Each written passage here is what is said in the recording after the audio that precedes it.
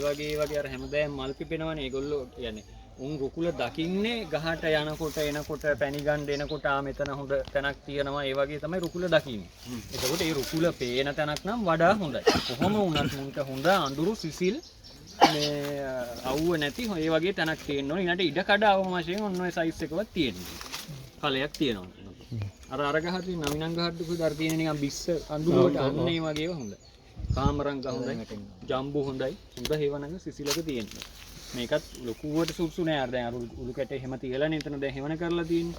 මේකත් වැඩි අඳුර තියෙනවා නම් මුන් කැමති.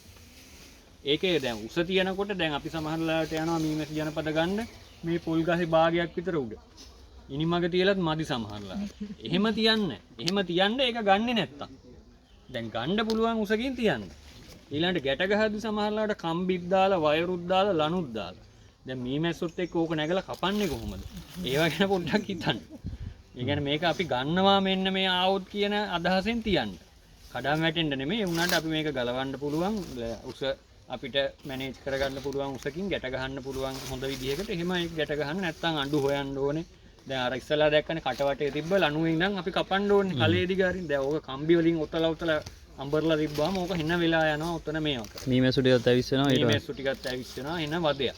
ඊළඟට දැන් අපි අතනදී පාවිච්චි කරපු එකේ ඒ කියන්නේ මට දැනුණ අඩුපාඩුවක් මම කරපු එක මේ අපි ගත්ත කාලය වැඩි. වැඩේට ගත්ත කාලය වැඩි. ඒ කියන්නේ අර කට්ටි බෙදීම යනම්ම නම් එක මොකද දැන් මේ වගේ උණුසුම් දවසක වද අපි ඔය විදිහට එළියේ එහෙට මෙහෙට මේවා කරන්න ගියාම ඒ වැටෙන උණුසුමත් එක්ක අර බිත්තර එහෙම මේ කියන්නේ නරක් වෙනවා. ඒවට වෙන්න තියෙන හානිය වැඩි. එතකොට අපි පුළුවන් තරම් උදේ වැඩේ පටන් අරන් හැකි ඉක්මනට ඉවර කරන්න. දැන් මේක අර පැහැදිලි කරන්නයි පෙන්නන්නයි අනිත් මනම් කටයුතුත් එක්ක වෙන වෙලාව යනවා. ඊළඟට අර මං කරගන්නකම් අර දැන් වැඩේ යනකම් අර උඩින් වහනවා. ඒ කියන්නේ අවුව වැටෙන්න බෑ. අපි පාවිච්චි කරන ස්ථානයේ හොඳට හේවන තැනක් වෙන්න ඕනේ. වදේට අවුව වැටෙන්න බෑ. ඉක්මනට වැඩේ ඉවර වෙන්න ඕනේ. ඊළඟට අර අතන දැන් කට ඉස්සරහම අයින එක එහෙම වැඩි. එතකොට ටික දැන් අපිට අරකේ කාටවත් යන්නෙත් නෑ. දැන් අරකේ එහෙම නෑ. ඒක දැන් කලේ අල්ලද්දිම තේරෙනවා ඒක බරයි. ඒ කියන්නේ හොඳටම මේකේ වර්ධනය වෙලා තියෙන්නේ සාමාන්‍යයෙන් අර පැණි සහ ඒ වගේ හොඳ වර්ධනයක් තියෙන එක සත්තු ටිකක් අයින්න බරයි. මොකද ඒගොල්ලන්ට පරිස්සම් කරන්න දෙයක් තියෙනවා. දැන් අරකේ එහෙම නැහැ. ඒකේ ඒගොල්ලන්ට පරිස්සම් කරන්න දෙයක් නැහැ. ඒගොල්ලෝ නිකන් යන්න බලන් වගේ එකක තමයි ඒගොල්ලෝ ඉන්නේ. එතකොට ඒගොල්ලෝ වස අඩුයි. එහෙම එකකුත් තියෙනවා. ඔය මොනවා වුණත් අපි මැනේජ් කරන විදිහත් එක්ක අපි හසුරුවන විදිහත් එක්ක තමයි මේ අයින එක තීරණය වෙන්නේ. දැන් අපි හරියට ඕක මැනේජ් කරුවේ නැත්නම් ළඟ ඉන්න අයටත් එලෝ අයින. අහල බහල ඉන්න අයටත් අයින. ඒක ඉතින් පුරුද්දෙන්ම තමයි හරියන්නේ. අපි යන් හරියට ගිහින් කතා කරමු. මෙහෙම කියාඹගෙන ඇවිල්ලා මෙහෙම රින් ගන්න දෙපෑ ඕක තිබ්බොත්. දැන් කලේ මෙහෙම තිබ්බොත් මෙහෙම ඇවිල්ලා මෙහෙම රින් ගන්න දෙපෑ. උන් එහෙම කැමති නෑ. උන් ඇවිල්ලා මෙහෙම මෙතන වහලා ඇවිදගෙන තමයි යන්නේ ඇතුළට අරව. ඒතකොට මේකෙත් මෙතන වහලා මෙහෙම ඇතුළට යන්න පුළුවන්. දැන් කලේ කෙලින්ම මෙහෙම තිබ්බොත් එතකොට ඌ අර මෙහෙම ඇවිල්ලා නිකන් අර මෙහෙම එකක් හැඩයක් නේ තියෙන්නේ. ඒකයි චුට්ටක් ඇන්ගල් එකට තියන අරුන්ගේ පහසුව තමයි. මම මේවා ලොකුවට මේවා කරන්නේ අපි සාමාන්‍ය අර බියුම් ගත්තාම බඹරු කණියන් මේ මැස්සන් දඬුවැල්ලා මැස්සන් වගේ ඒ වගේ තමයි බෙදෙන්නේ. එතකොට අපි දඬුවැල්ලායි ගොඩක් වෙලාවට මේ මැස්සොයි පටල ගන්නවා. මේකෙදි මේ මැස්සෝ ගොඩක් වෙලාවට අඳුරු තැනක තමයි මේවා හදන්නේ. වද බඳින්නේ. ඊළඟට මේ මැස්සෝ කොයිම වෙලාවකත් අර ගහක මෙහෙම වද බැඳගෙන ඉන්නේ නැහැ. මෙහෙම අර වදයක් වගේ බැඳගෙන ඉන්නේ නැහැ දවස් දෙක තුනක්. අර ගමන් පොදියක් වගේ ඇවිල්ලා වහලා ගුඩියක් වගේ තියෙන්න පුළුවන් දවසක් විතර වගේ තියෙන්න පුළුවන්. නමුත් අර කාලයක් අර විදිහට ඉන්නේ නැහැ. මොකද මම මේක කියන්නේ එක දවසක් මේ බඹරු සහ දඬුවැල්ලා තමයි මේ වගේ මේ බඳගෙන ඉන්නේ. එක දවසක් මට මහත් එක්ක කතා කරුවා මේ ගමන් පොදියක් ඇවිල්ලා ඉන්නවා මේ එන්න කියලා. මං කිව්වා මං එන්න නම් පරක්කු වෙනවා. ටිකක් බලන්න එහෙමනම් මේ කියලා මං යනකොට තව එක්කෙනෙක් එක්ක කෙක්කක් බැඳගෙන මේ ඒකට ඔහොම ගහනවා. එන්න බඹර පොදිය. අංගෝ එකෙක් හරි යන්න නම් ඔයත් නෑ. එන්න බඹර පොදියක්. ඒ හින්දා එහෙම වරද්දා ගන්න එපා. ඒ කියන්නේ හරියට අඳුරන්නේ නැතුව එහෙම අතපත ගන්න යන්න එපා. මොකද බඹරු මීමැස්සෝ වගේ නෙමෙයි එකෙක් හරි යන්නොත් ආයෙ සෙට් එක පිටින්ම අයින්නවා එළෝයි. මීමැස්සෝ අපේ මෙහෙ තෙත් කලාපේ ගත්තාම ගම්පහ මේ ආවට ටික මේ පොල් රබර් ඒ වගේ ඒවත් එක්ක තමයි මීමැසි ඒ කියන්නේ පාලනය කියන එක මේ තීරණය වෙන්නේ. මේ මම ටට්ටක් ගාලා කියන්නේ නැහැ මොනවද කියනවා අහන්න. මම සමහර ඒවා අතහැරෙනවා මට. කැලෑ කලාපය කියන්නේ සාමාන්‍ය වීලි කලාපය වගේ ඒවා රතුගම් කලාපය ගැල්කස් කියන්නේ මේ ටිකක් කන්ද උඩරටට වගේ එන්න බදුල්ල ඒ පැත්තට වෙන්න වගේ. ඒක තමයි හොඳම තැන් නිෂ්පාදනයක් තියෙන. මෙන්න මේ අපේ කලාපේ හොඳයි ජනපද කට්ටි බෙදන්න. මොකද ජනපදයක් වෙනවා 10000ක් විතර. එතකොට කට්ටි බෙදීම සඳහා හොඳම සුදුසු කලාපයක් තමයි මේ අපි ඉන්න කලාපේ. පැන් නිෂ්පාදනයට වඩා පැන් නිෂ්පාදනයට අමතරව පැන් නිෂ්පාදනය ගැන ගත්තොත් අපේ කලාපේ සාමාන්‍ය ජනපදයකින් මේ බෝතල් 4ක් විතර ගන්න පුළුවන්. වාරයකට. වාරයක් කියන්නේ කොච්චර කාලයක්ද? වාරයක් කියන්නේ සාමාන්‍ය අවුරුද්දට වාර 2ක් වගේ එනවා. ඒකට ප්‍රධාන වාරකදී අර වගේ ප්‍රමාණයක් ගන්න පුළුවන්. වාරය කියන එක වෙනස් වෙනවා. දැන් අපි මාසත් එක මම කියන්න. නමුත් ඒක හරියටම මේ මාසේ ඒ වාරේ එයිද කියන්න බෑ. මොකද දැන් පහුගිය ටිකේ පැණි හොඳ පැණි වාරයක් තිබ්බේම නැහැ. මේ දැන් මේ වාරේ තමයි ඔය ටිකක් හරි පැණි ටිකක් තියෙන්නේ. මොකද අර වැස්ස අක්‍රමවත් වැහිරට ඒවත් එක්ක පරාග හේදෙනා මීමැස්සන්ට පැණි රැස් කරන්න යන්න බෑ. ඒ පරිසර තත්ත්වත් ටික ඔක්කොම වෙනස් වෙනවා. දැන් මේ පාර උෂ්ණත්වය වැඩි වීමත් එක්ක සමහරවිට ඒකත් පොඩි බලපෑමක් එයි.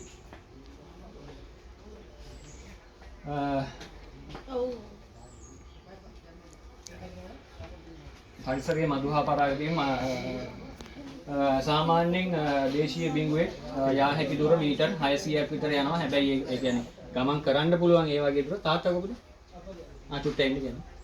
මේ යා හැකි දුර අර වගේ දුරක් වෙනවා. හැබැයි ගමන් කරන්නේ 300ක් වගේ. ඒ කියන්නේ අර උපරිම දුර ගිහිල්ලා කෑම හොයන්නේ.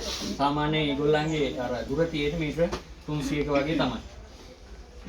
එතකොට ඒ අර රැජිනගේ පෙරමුණු සුවඳත් එක්ක ප්‍රමාණයක් 300 වගේ කියන්නේ අපේ 300 200 කියන්නේ ඒ පෙරමුණ එකේ සුවඳ බලපාන මේ දුර. සුසු ස්ථානයක්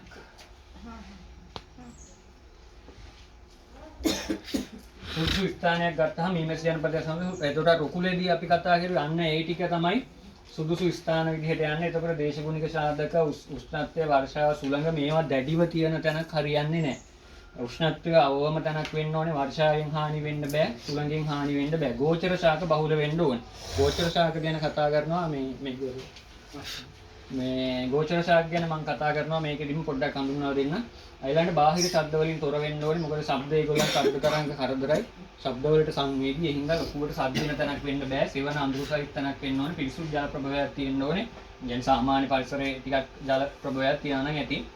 කෙලින්ම අවුව වැටෙන්න බෑ. දැන් මෙහෙත් මම දැක්ක අවුව වැටෙන කීපයක් තියෙනවා. ඒකට මේ වගේ උෂ්ණත්ව කාලයකදී මේගොල්ලෝ ජනපද හැර යාම කියන එකට ඒ කියන්නේ මේගොල්ලන්ට එන ආතතියත් එක්ක තමයි මේගොල්ලෝ ජනපද හැර යාමට ගොඩක්ම යොමු වෙන්නේ. රාත්‍රී කාලයේ විදුලි ආලෝකය ලැබෙන්න බෑ. දැන් අර මොන ජනපදයේ තිබ්බත් අපි මෙතන ලයිට් එකක් දාලා තියෙනවා. කට මේ පැත්තට නම් තියෙන්නේ. ඒ ලයිට් එකට රැට මීමැස්සු එනවා. එතකොට ජනපදයක් අපි ගෙදර තියනවා නම් ඒකේ කට ඒ කියන්නේ ලයිට් එක නැති වෙන්න ස්ථානයක් තෝරගන්න ඕනේ තියන්නේ.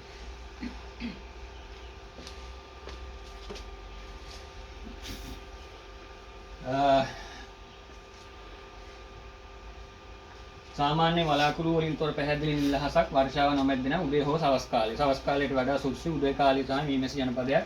ඔය මේ ජනපද පෙට්ටිගත කිරීමට වගේ වඩා සුදුසුයි. කට්ටි බෙදීමක් වගේ සවස් කාලයේ ලොකු ගැටලුවක් නැහැ. වර්ෂාව තියෙන දවසක් බෑ. වලාකුළු වලින් තොර පැහැදිලි අහසක් තියෙන්න ඕනේ. අර පරිසරයේ ආර්ද්‍රතාවය වැඩි වීම, ඒ කියන්නේ වලාකුළු වැඩි වෙලා නිකන් අර අඳුරු ආර්ද්‍රතාවය වැඩි පරිසරයක් තිබ්බොත් අර පෙරමෝන් එක අනිත් සතුන්ට දැනෙන එක ටිකක් අඩුයි. ඒ හින්දා අර රැගින පස්සෙන් අර මැස්සෝ එන ගතිය අඩු වෙනවා. ටිකක් ඇවිස්සුණු ස්වභාවයක් ගන්නවා අපි වැඩ කරද්දී. මීමැස්සන් අකමැද්දේ සාමාන්‍ය ශබ්දයේ වර්ණ ඇඳුම් දහඩිය ගන්ධ ශරීර ආලේපන. එතකොට අපි මීමැසි ජනපදයේ වැඩ කරනවා නම් ඒ ක්‍රීම් මනම් ගන්න නැතුව පිරිසුදුව තමයි ඒක අත්පත ගන්න ඕනේ. ඒ තියෙන ඒ සුහුදවල් වලට මේගොල්ලෝ සංවේදී. ගමන් මාර්ගය අවහිර කරන්න බෑ. අර මං කියන නඩත්තු කටයුතු වලට කොයිම වෙලාවකත් ඉස්සරහ ගමන් මාර්ගය අවහිර වෙන්න බෑ. මීමැසි ජනපදයක සමාජිකයන් ගත්තාම අනිවාර්යෙන් එක රැජිනයි වැඩකාර මැස්සියන් පිළිවි මැස්සන් සමහර වලට කියන විට කාල අනුව එක එක ප්‍රමාණ වලින් ඉන්නවා. මම ප්‍රසන්ටේෂන් එක ඕනනම් දාන්නම් මේ මම දැන්ට මේක ලේවින් කරගෙන යනවා රැජිනව දැක්කනේ අවස්ථා දෙකේම රැජිනව අපිට නිරීක්ෂණය කරන්න ලැබුණා ඒ හින්දා මේකේ පෙන්වන්න දෙයක් නෑ මේ වගේ රැජිනගේ ලක්ෂණ ගැන කිව්වොත් අර බඩ දිගයි අනෙක් මැස්සන්ට වැඩිය ටිකක් දිග ගතියක් තියෙනවා තටු කොටයි ඒකෙන් තමයි ප්‍රධානම මෙයාව වෙන් කරලා අඳුරගන්නේ උදර කොටස දිගට තටු කොටස තමයි තියෙන්නේ ප්‍රමාණයෙන් ටිකක් විශාලයි මේ තියෙන පිටර දාන අවස්ථාව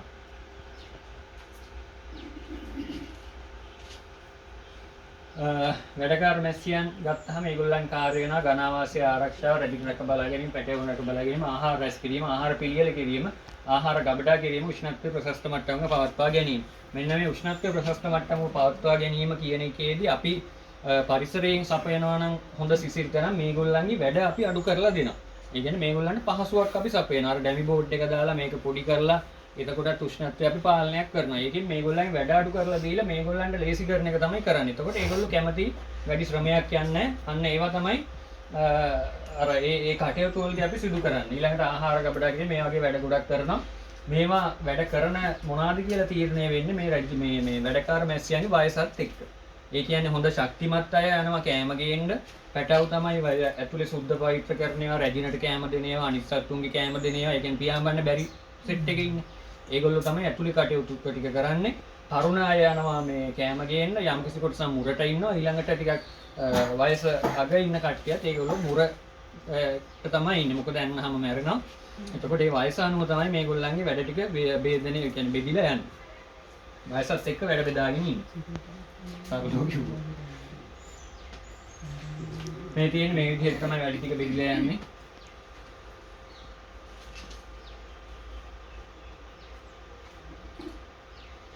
පිරිමි මැස්සන් අර ඉන්නේ කළු පාට අපි දැක්ක පිරිමි මැස්සෝ.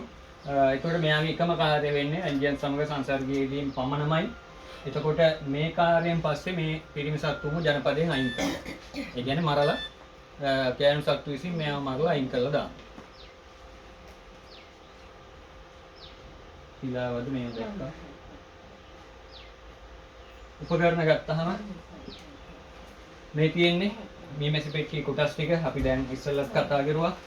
මේ තියෙන්නේ ඒකට පාවිච්චි කරන විවිධ උපකරණ. මේ තියෙන පැණි නිස්සාරකය, රතන පැණි නිස්සාරකය කියලා තියෙන්නේ. අපි පැණි මම ඉස්සරහට මේක පෙන්නන්න. දුම් විසිරණය, ග්ලව්ස්, අර රැජින කෝෂ හදන කෘත්‍රිම මේවා, ට්වින් කැචර් එකක්, ට්වින් කේජ් එක, මේක බ්‍රෂ් එක, මේ වගේ ෆ්‍රේම් ග්‍රිප් එක, අර ෆ්‍රේම් අල්ලන හෝල්ඩ් එකක් තියෙනවා. මාකින් කේජ් එක කියන්නේ රැජින ඕකට දාලා රැජිනට මාකර් එකකින් ඒ කියන්නේ වෙනම මාකර් එකක් තියෙනවා. ඒකෙන් යාව සලකුණු කරන්න පුළුවන්. වයස අනුව සලකුණු කරන්න පුළුවන්. එක එක විදිහට පාට අනුව යාව සලකුණු කරන්න පුළුවන්. ඒකට ටක් ගාලා රැජිනව අඳුර ගන්න පුළුවන්. අපි වද පරීක්ෂා කිරීම. මේ මොන හරි යන මා නාත්තලා අහන්න. මේක නේද? ඕක පෙට්ටිය කෙරවලින් ඔහම අමුණලා අපිට වද ඕකුට රඳවන්න පුළුවන්. ඕවා දෙකක් අරගෙන පෙට්ටියේ ගැට්ටට මේක දාන්න පුළුවන්. ඊට පස්සේ මේකට වදී රඳවන්න කිව්වා. අපි වද පරීක්ෂා කරද්දි නැත්තම් ඕක අල්ලල්ලා එහෙම කරන්න එපා.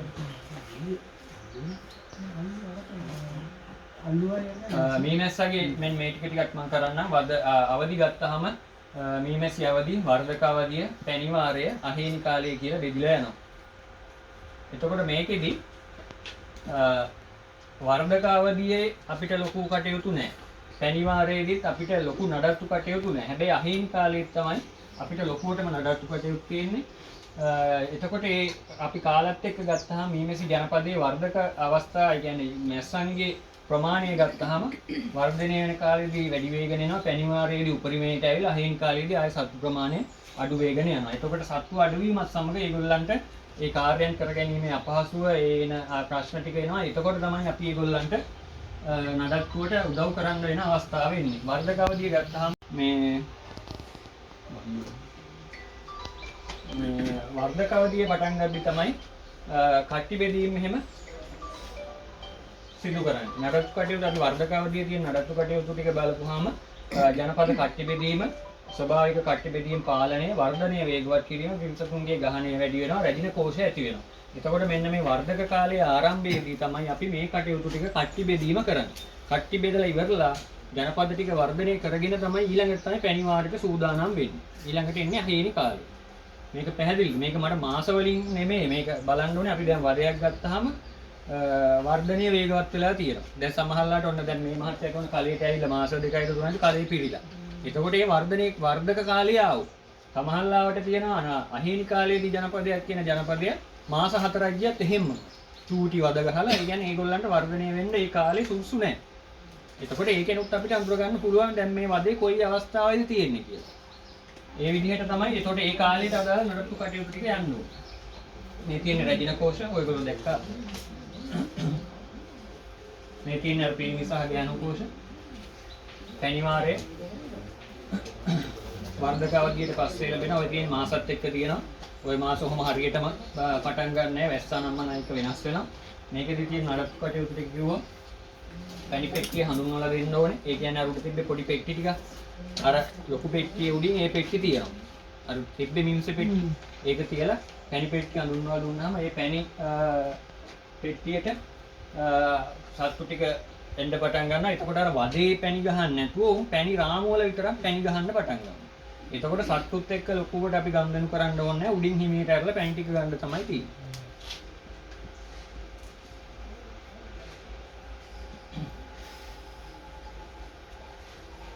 අපල හන්දේ මොනවා හරි වැඩි ඉස්සර ගන්න ඕනේ. මේ තියෙන පැණි පෙට්ටියක් තිබ්බට පස්සේ ඔන්න ඔයගේ පැණි රාමු වල පැණි විතරයි බඳිනවා. ඒ පැණි පෙට්ටිය කියන්නේ පස්සේද? පැණි පෙට්ටිය තියන්නේ පස්සේ. ඒ කියන්නේ දැන් පැණි වාර දැන් මේ ඉවර වේගන වගේ යන්නේ. අපි හරියට අර කාල ටික අඳුරගෙන වර්ධක කාලය පටන් ගද්දිම වගේ පැණි පෙට්ටිය දෙනවා. වර්ධක කාලේ සාමාන්‍ය මැද හරියදී වගේ තමයි වර්ධක කාලේ කට්ටි බෙදන්නේ නැත්නම් මුල ඉඳන්ම පැණි පෙට්ටිය දෙනවා. එහෙම නැත්නම් ජනපදයේ ටිකක් වර්ධනය වුණාම ඒ කියන්නේ රාමු 6කට වගේ ආවම පැණි පෙට්ටි ටික අඳුන්වලා දෙනවා. ඒතකොට එක පෙට්ටියක් පිරුණාම ඒක උඩට දාලා හිස් එකක් ආයෙ යටින් තියෙනවා. ඒ විදිහට 3ක් විතර උනත් ගොඩ ගහන්න පුළුවන්. උඩට ගන්න පුළුවන්. ඒතකොට මේ වගේ අර ක්‍රියන් ටික අර විදිහට කපලා මේ පැණි විස්සාරකේ දාලා කරකවපුවාම පැණි ටික දෙපැත්තට විසි වෙනවා. අර උතන තියෙනවා එළිය එකක්. ඒකට දාලා ඔහොම කරකවපුවාම පැණි එළියට විසි වෙනවා. ඒතකොට වද මිරිකන්න ඕනේ නැහැ. මිරිකන්න නැතුව පැණි ටික ගන්න පුළුවන්. ඊළඟ මේ පැණි වදවල කොයි වෙලාවකවත් බිත්තර නැහැ. කොයි වෙලාවකවත් නෙමෙයි. සාමාන්‍යයෙන් බිත්තර පැටවු නැහැ. කලාතුරකින් මේකෙත් බිත්තර දාන එවුන් ඉන්නවා. අහේනි කාලයේ පැණි වාරෙන් පස්සේ ඊළඟ ඒ කියන්නේ වැහි කාලයේ වගේ තමයි මේකට ගොඩක්ම මේ වෙන්නේ.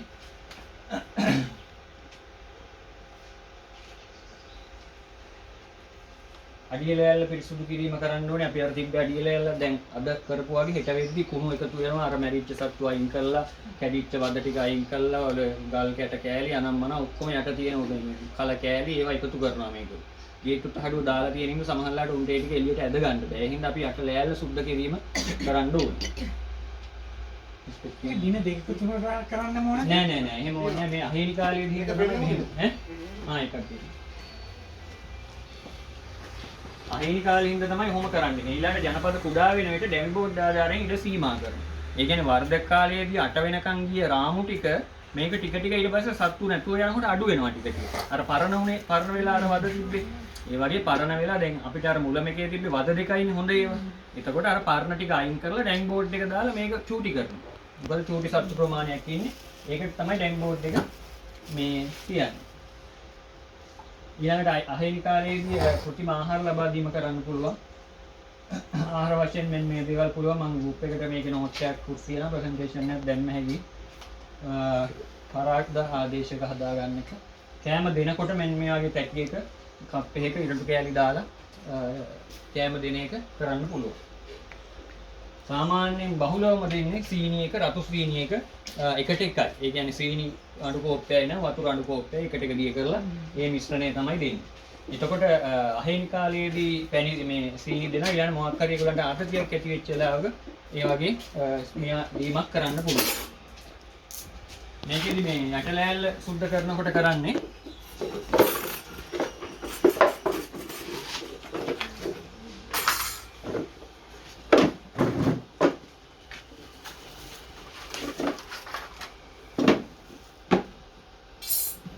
මෙහෙමනේ පෙට්ටිය තියෙන්නේ.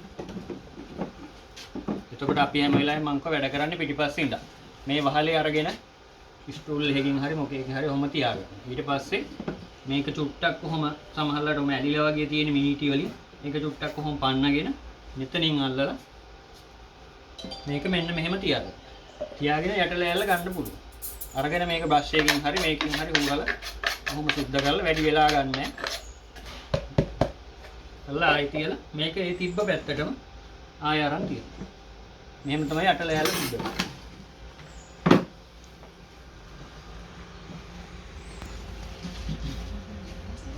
මීමැස්සෙක් පලා යාමට හේතු ඒ කියන්නේ ජනපදයක් අතහැරලා යන්න හේතු අහිතකර දේශගුණ තත්ත්ව මේ අධික රස්නේ ඒ වගේ දේවල් ආහාර ඉංගකම නිතර ජනපදයේ විවෘත කිරීම හදිසි අනතුරු දුම් ගැසීම් ඒ කියන්නේ හදිසි අනතුරු කියන්නේ පෙරලෙනවා අර කිව්වේ කට්ටිය කලේ පෙරලිලා එහෙම නැත්නම් සත්තුන්ගෙන් එන හානි ඒගොල්ලන්ට එන ආතති අවස්ථාවක යනවා සාමාන්‍ය හැර යාමකදී මෙන්න මේ වගේ පෙට්ටිය කට ළඟ ගොඩ ගැහිලා ඊට පස්සේ යන්න පටන් ගන්නවා රාත්‍රී කාලෙට මේ විතරක් අර වගේ මේ ගොඩ ගැහෙන්නේ ඒ කටගාව ඒ ඉඩ මදුනා ගොඩක් වෙලාවට ඉඩ මදුනා දැන් නම් ලක්මන් මාත්‍යා රසලටත් පොඩ්ඩක් රස්නටත් එන්න බලන්න සමහර මේ වද එහෙම බයරලා බලන්න ඇතුලේ තත්ත්වය අවුල් වුණාමත් එළියට එනවා දැන් ওই කලවල සමහරලාට කටෙන් වැක්කිරලා ඉන්නවා අපි හිතන්නේ කලේ පෙරිලා හින්දා කියලා සමහරලාට උන් කලේ ඇතුලින් දැන් අත ඇරගෙන එළියට ඇවිල්ලා මේ ළඟදී එකක් බැලුවා ඒකේ හුඟට දැන් එළියෙන් බලපුවම පිරීලා ඒ වුණාට බලපුවම ඇතුලේ මොකුත්ම නැහැ අර ටික අර ඇතුළ අත ඇරගෙන මේ කෙරවලට ඇවිල්ලා ඒ වගේ අවස්ථාවක් තියෙනවා මොනවා හරි බලන්න ඕනේ මොනවා හරි කියන්නේ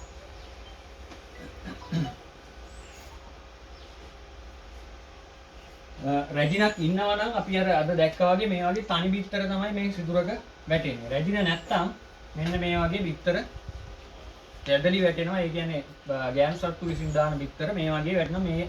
මේ අවස්ථාව රැජින නැති වෙලාව. ඒතකොට මේ අවස්ථාව කියන්නේ ජනපදයේ වර්ධනය එතනින් ඉවරයි. රැජිනක් මොනවා හරිලා රැජින නැති වෙලා. ඉතිසාම වේගී හානිය අර එක වදයකක් තිබ්බා. ඒකට ඒක පාලනය කරන්න යටලෑල්ල සුද්ධ කරන එක ඔයගොල්ලෝ වද පරීක්ෂා කරන එක ඒක කරගන්න ඕනේ. මේක ඉතිසාම්බය. කින්තුල්ලෝ සැක් ග්‍රූඩ් එක මේක තමයි තියෙන ටිකක් දරුණුම එක වෛරස් එක. මේකේ වෙන්නේ පැටව මැරෙන එක. අර සනීප ආරක්ෂාව කියන එක කියන්නේ අපි හැම වෙලාවෙම දැන් වැඩ කරන පිහිටික හොදලා අපි අත්පය හොදලා මීමැස් ජනපදවල වැඩ කරන්න ඕනේ. ගෝචර සාක් ගත්තාම අපි ගෙවල් වල හැම මලටම මීමැස්සා එහෙම ලොකුවට පිළිතාවයක් නැහැ. කියා කුමල් සැල්වියා කූපියා මෙහෙ ලේසියෙන් හැදෙන එක. ඊළඟට අර මේ ගවල් කුමාරි කියන්නේ ඒකෙත් හොඳටම එනවා පරාග වලට.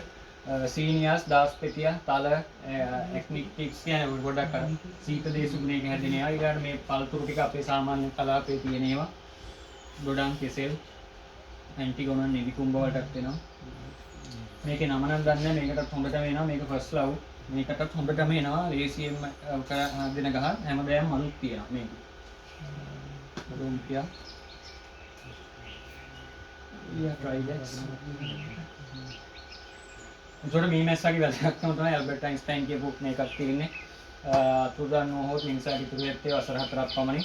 මීමැස්සොත් නැහැ, පරාගත් නැහැ, ශාකත් නැහැ. එතනින් එහාට සතුන්ද මිනිසාද නැත්. ඒ කියන්නේ මීමැස්සගේ වටිනාකම තමයි පැහැදිලි ගන්න. ඉතාලම කෙටියෙන් ප්‍රසන්ටේෂන් එක කෙරුවේ මොනවා හරි අහන්න